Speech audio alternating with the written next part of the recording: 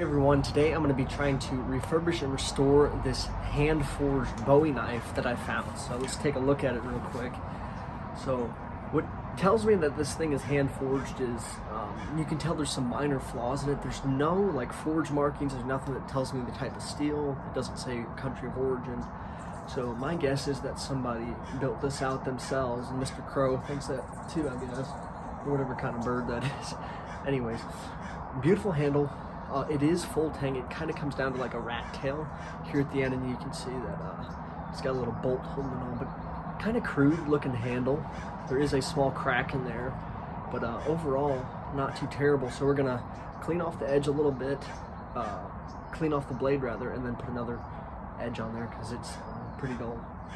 Let's get to it. Do you like knife reviews? Do you like seeing people fix old knives? Then do me a huge favor and consider subscribing to the Hey Bucko Outdoors YouTube channel. We could really use the support, and I would definitely appreciate it. Just look at that beautiful knife. Let's get into the video.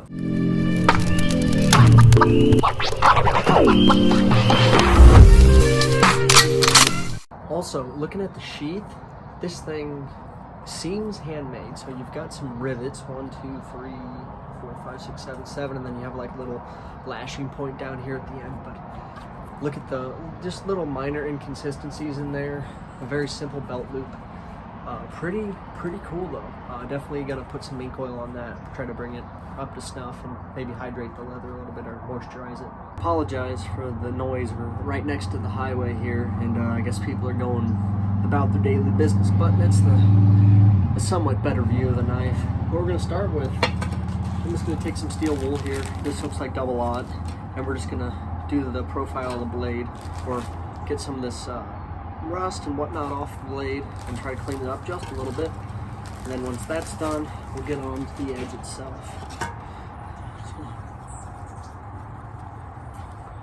I'll probably speed this up and after editing, but you kind of get the basic idea. Just try to clean off the blade. Now if I had like some oil or something, it might make this slightly easier. So I picked this thing up at a pawn shop. Not a pawn shop, rather. It was like an antique store about 40 miles north of here. They wanted like 35 bucks. I could tell it was handmade, so I thought that in and of itself was pretty neat.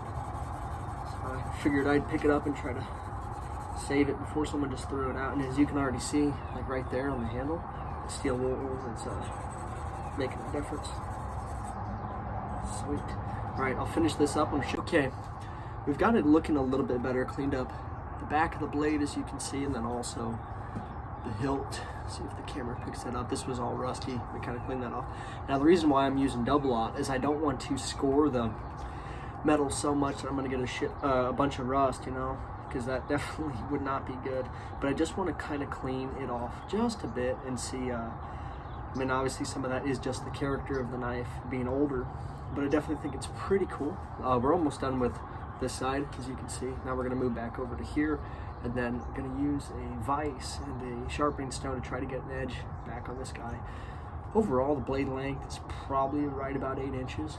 So I have the knife here and a vise, and I'm going to start with my file here, and there's some pretty big inconsistencies in the edge, like where it's completely folded, so I'm going to do my best to reprofile this upper part, and then when you get it right around here, it gets a little bit better. And then down here, we've got a pretty wide edge. Now, something like this isn't meant for really precise making feather sticks and whatnot. It's more of like a kind of like a chopper, right? But we're gonna try to put a decent edge on this. I'm gonna start with this file and see how it does. Let's get to it.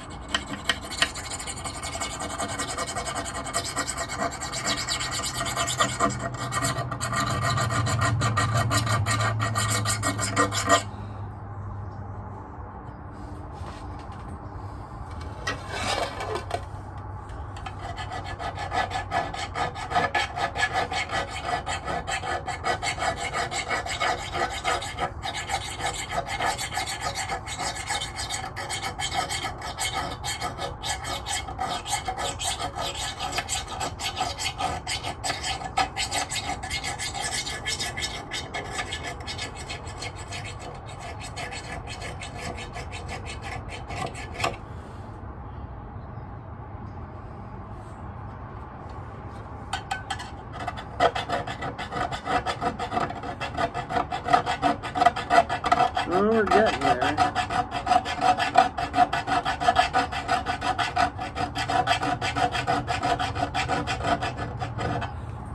I've gotten most of the inconsistencies out of the blade. It doesn't have a very sharp edge yet. We're gonna hone it down though and get it to the point where it's pretty darn sharp. The one issue I'm seeing is right here. We still have some folding, which I'm gonna try to take out with the sharpening stone, the whetstone. But so far, from about right here up to here is good. We've got a good profile on there, and I think she's ready to get sharpened now. Down here too, we have a little spot that's pretty good. But yeah, we're gonna put an edge on her now and see how she does. Okay, we're gonna try to put an edge on this guy now.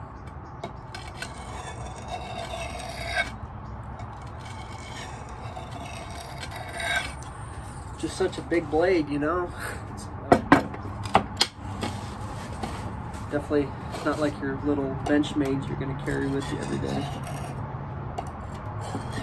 And my guess is, from the material on this and the condition it's in, I'm guessing 50s to 60s. Maybe made sooner than that, but it's in pretty good shape. So no definite complaints.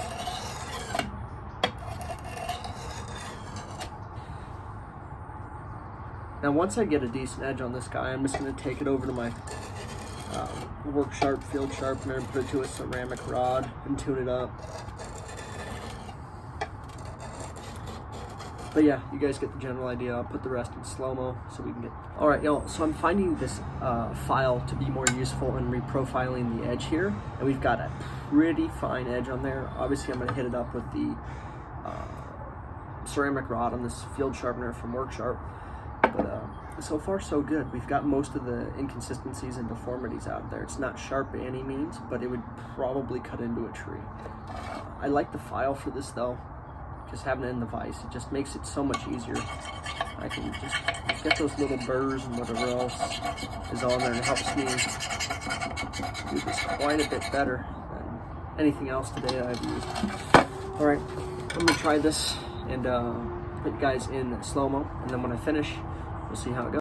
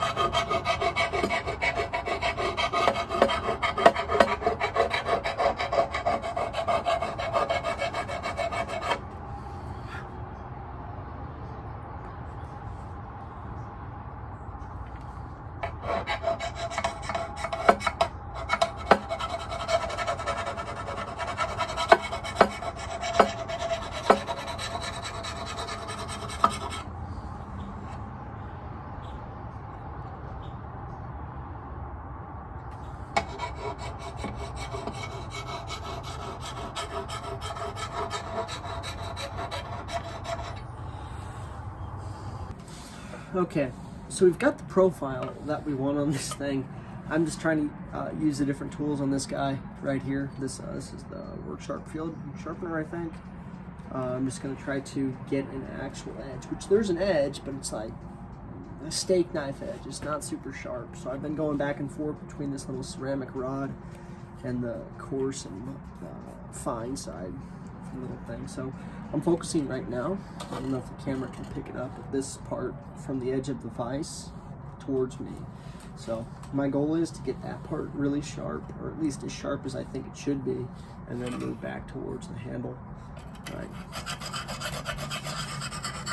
See, I mean, the blade, so the thing is with these older blades, and man, I can already feel I'm starting to put something on there, is there's all these little bitty, like, dings in it, right, where it's missing material. So the issue I've been running into is having to bring the edge down to where there's actually, you know, full material. It's not little gaps here and there.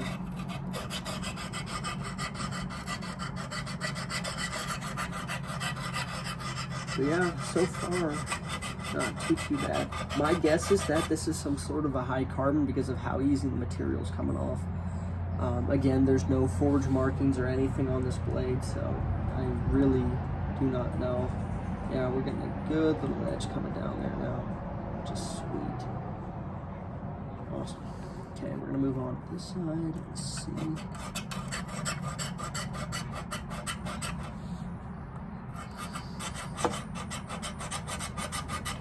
I know this probably isn't the most conventional way to do this, but I'm using what I've got, and it seems to be working relatively well. This part's pretty messed up. Yeah, you can see just all that material that's coming off of there. Okay, yeah.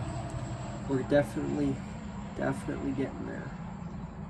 Sick. It's like right before being sharp enough to cut through your finger just by touching it, so that's good. I'm barely putting any pressure on it too, so. Let's try the ceramic knob now.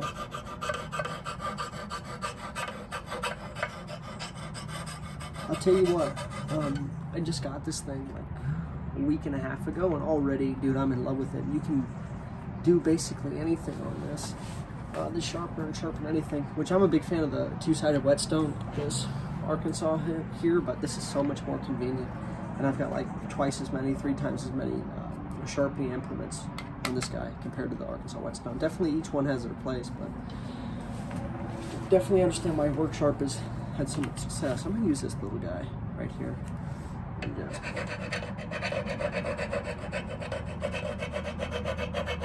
focus.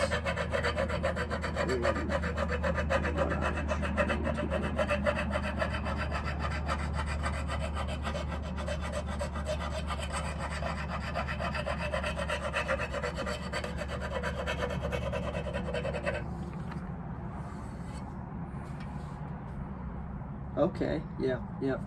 Very good. Alright, I'll put you guys in slow-mo, or I might just show you when I'm done. That way you're not sitting here watching me do the same thing for 30 minutes. Finally done with the blade. It's not perfect, not by any stretch, but I'm not going to be beating around on this thing and using it like a war horse. This is going to be mainly a decorative piece. It's pretty historical. I don't know how this thing could be 100 years old. I have no way of knowing. My guess is around the 50 to 70 year old range. But beautiful, the fact that somebody was able to craft that for themselves. I've always wanted like a genuine Bowie knife, and to have this one, which has a little bit more character than something you'd get right off the shelf, is pretty cool. You got that nice little hilt there, clean that up a bit as you can see. But man, we're gonna test this out here in a second. We're gonna clean up the sheath now though and see how that guy does. Okay, so I've got some of this redhead mink oil. You don't have to use redhead, any mink oil or beeswax will work for this. Essentially what we're gonna do is just like go over the sheath. This waterproofs it in a way. It's not impenetrable to water, but it does the trick, and then also conditions it. Obviously this leather, not quite dry rotted, but it's getting there. It's getting to the point where it's kind of cracking, not looking the best, so we're gonna try to fix that with this. Okay, so we're gonna start out here. Let's see how this goes. I'm just using a microfiber towel. Anything like that, any towel you've got, small, will work. I do have a full video on how to waterproof and condition cowboy boots. It really goes for any other leather boot too, so if you're interested in that, please go give that a look. See, it should be in the channel feedback from 2022. And already you can tell a stark difference between that and the top. That's what I'm talking about right there. And this improves the longevity of your sheaths. Definitely not too shabby. You don't want to use a whole bunch, just like a little dab will do ya. Okay, do the edges, because typically if you're out in the outdoors and it's going to start to rain or something, this is where a lot of that moisture is going to get in your blades.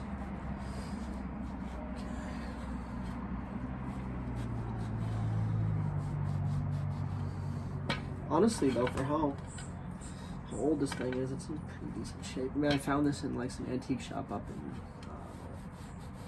in California, which is where we're at now, but I'm not going to say where we're at though, because there's still some pretty cool stuff there. But if you guys want me to start getting more knives and restoring them like this, let me know in the comments, because I'm really a big fan of this. I enjoy this probably as much, if not more, than just doing reviews, because reviews, they're cool and all that, but I don't know, like preserving history like this is pretty neat too.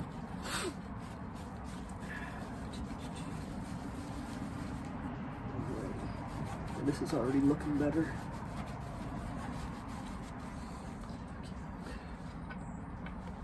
Yeah, because you see this unfinished leather here, right here.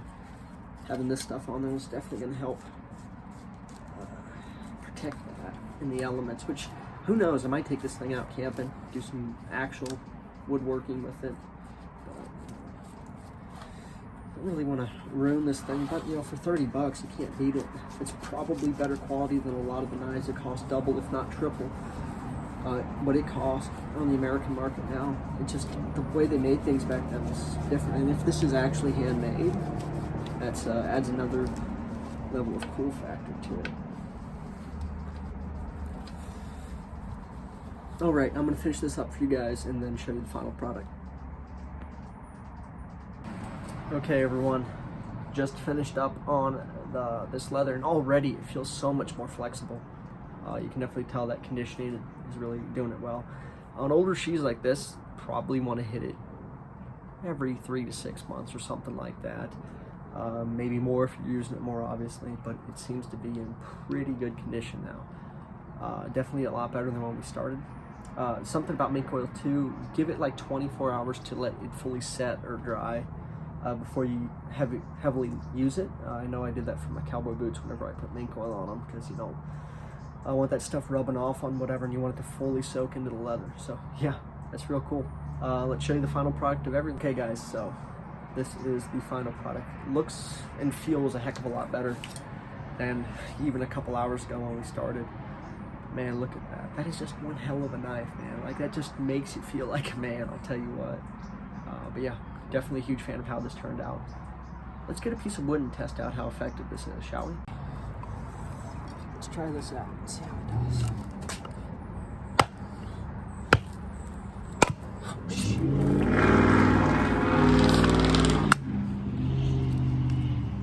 Yeah, it's definitely got the ability to get in there.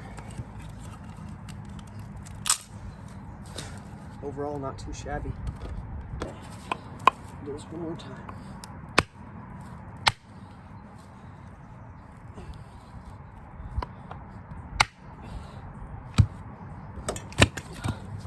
Well, this probably isn't the best place to be doing it, but it definitely gets the job done. Just so you guys can see, made some pretty good indentations and split the wood down to about right here. So not too bad. Obviously, I don't have a very stable platform, and I'm not trying to hurt myself.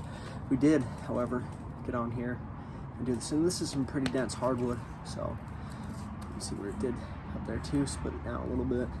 Yeah. Well, guys, that's the video. Thank you guys so much for watching today.